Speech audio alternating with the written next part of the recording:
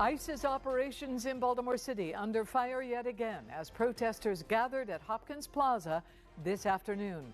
Hello, everybody. I'm Denise Koch, and welcome to WJZ's All Local News at 6. Those protesters gathered right in front of ICE's Baltimore facility, the George H. Fallon Federal Building. Dennis Valera is out there live for tonight. And Dennis, today the protest was focused on a group of women who were detained. Yes, Denise, that's right. The groups claim that the women were detained for a few days last month in March and were released to other facilities just the day before the Maryland congressional delegation visited on March 9th.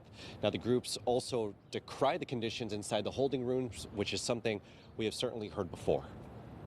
When 40 women came for a required check-in with ICE over a two-day period in March, activists with the People's Power Assembly say they were detained. The group heard about it from other activists in Washington State.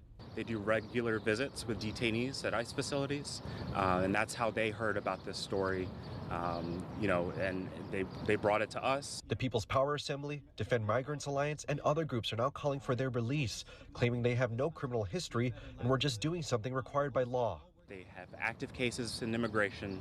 They're following everything through the legal means of becoming a permanent resident. PPA organizer Andrew Mayton says they've been in touch with the women's families, and nearly half of the women have actually been deported. One of the protesters read a statement from one of the women's loved ones. On the very day she was detained, she told the officers, quote, "My daughter is at school," to which they replied callously, "Your daughter does not exist here."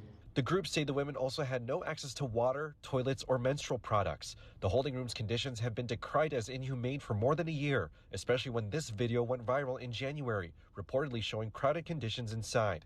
At the time, ICE blamed weather conditions for delaying transfers. WJZ reached out to ICE about this, but there's been no response. It has defended its holding rooms in the past, saying in a previous statement, the continued fixation by the media to portray ICE processing centers in a negative light is both misleading and irresponsible. A federal judge in March granted motions in a class action lawsuit against ICE's Baltimore holding room operations, limiting how many people can be held, and establishes some standards like how often the rooms need to be cleaned and ensuring medications are provided. The Maryland Attorney General's office has also filed a lawsuit against ICE, asking for documents in its investigation into the holding rooms. Now, the groups say at least 10 of the women are being detained in Tacoma, Washington, while others are being detained in Arizona.